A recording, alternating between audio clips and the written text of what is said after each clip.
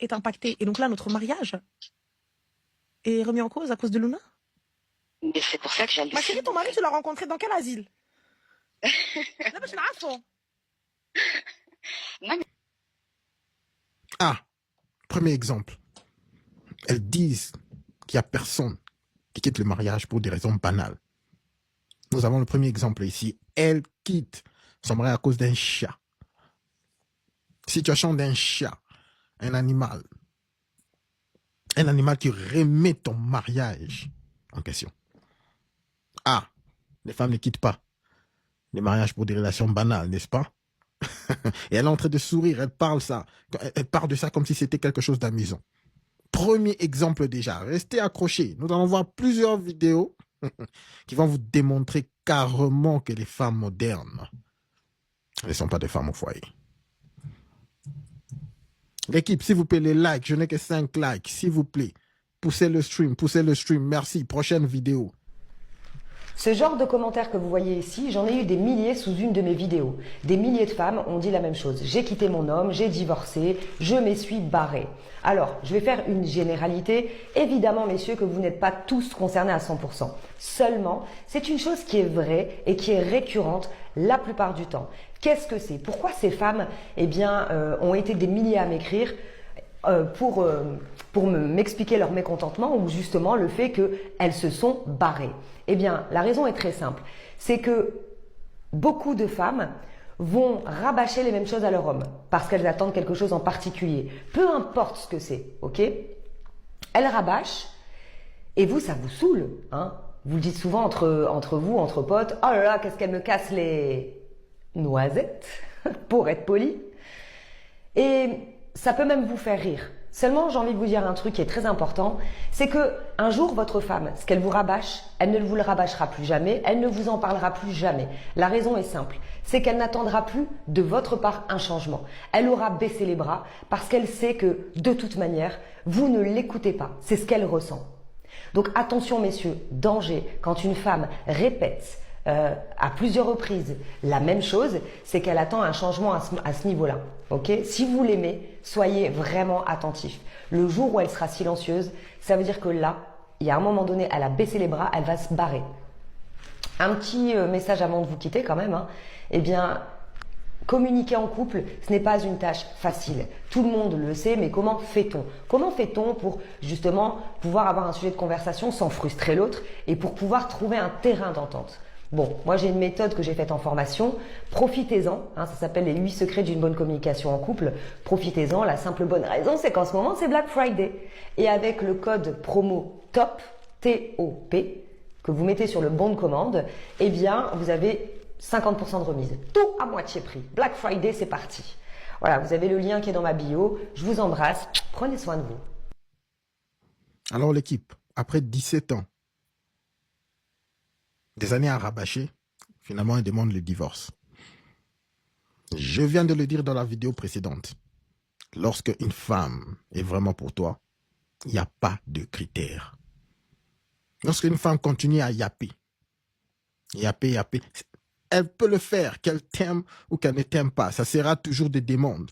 La femme est toujours là pour demander. La femme est toujours là pour te tester. La femme est toujours là pour pousser les boundaries.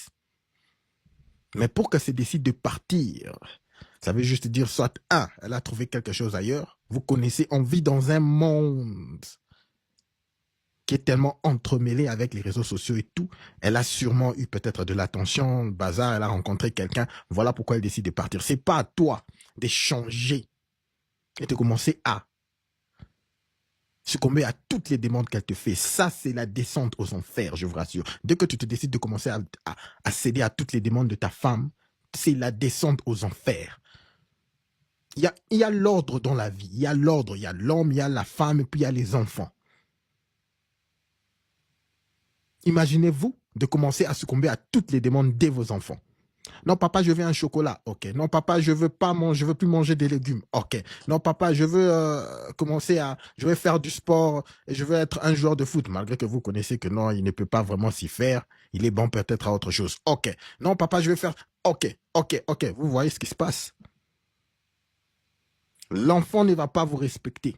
L'enfant ne va pas vous respecter. Ça peut peut-être apparaître bon dans le court terme, mais dans le long terme, c'est du désastre. C'est la même chose avec votre femme. Il y a de l'ordre dans la vie. La femme est en dessous de vous. Si elle vous dit, non chérie, je veux que tu fasses ça, tu le fais. Je veux que tu fasses ça, tu le fais. Je veux que tu fasses ceci, tu le fais. Il n'y aura plus de respect. Alors, il faut voir cette balance-là. Alors, il y a des demandes que les femmes vont faire depuis que vous jusqu'au jour de ta mort. Elle va continuer à te demander, tu ne me donnes pas assez d'attention. La femme te dira toujours ça. Jusqu'au dernier jour de ta vie. On ne passe pas assez de temps ensemble. Tu travailles beaucoup. Ce sont des mots que vous allez entendre jusqu'à la fin de vos jours. Mais cela ne veut pas dire que vous devez travailler moins. Parce que lorsque vous commencez à le faire, c'est la descente aux enfers.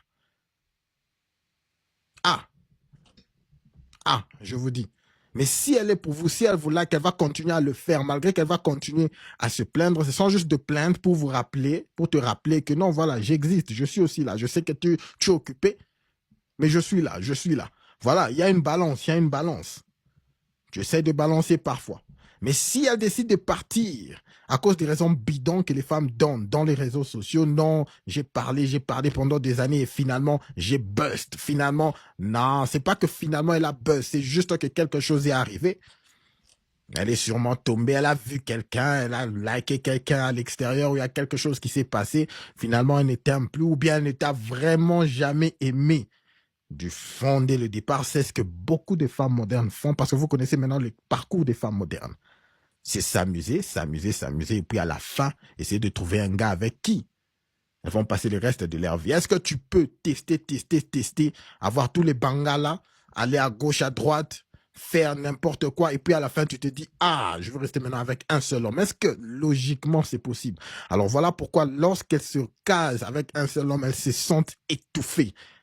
Parce qu'elles ont presque tout fait déjà. Elles ont presque tout fait. Elles se casent avec des hommes qu'elles n'aiment pas vraiment. Elles se casent avec des hommes qu'elles ne voient pas vraiment comme alpha. Elles se casent avec des hommes qu'elles n'admirent pas vraiment parce qu'elle a déjà eu un passé avec trop de trauma et le bazar.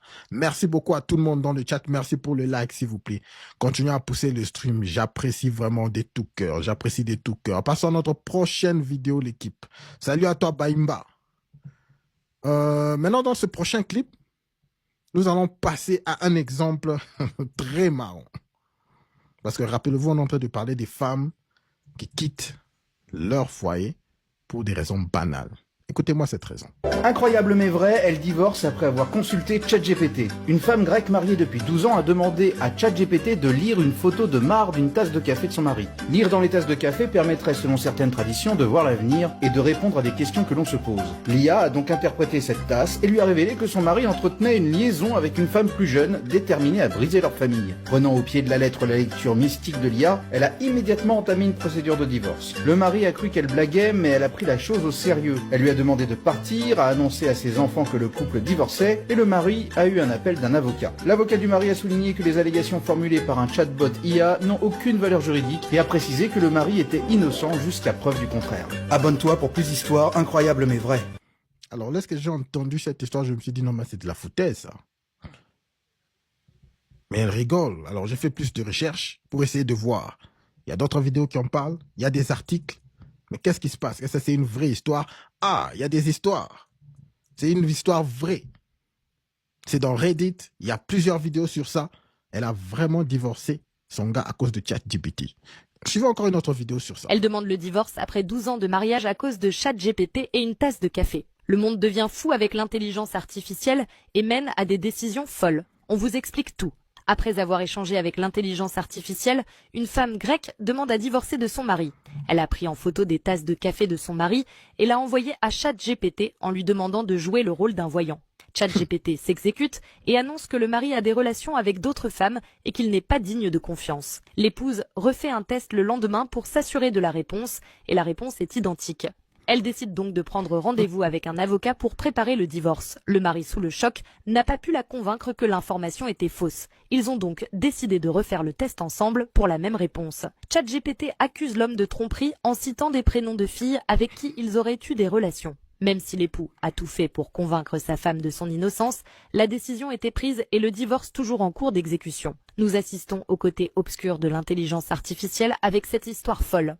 Nous ne pouvons que vous recommander de l'utiliser avec bienveillance et réflexion. Abonnez-vous pour plus d'actualités insolites et partagez la vidéo.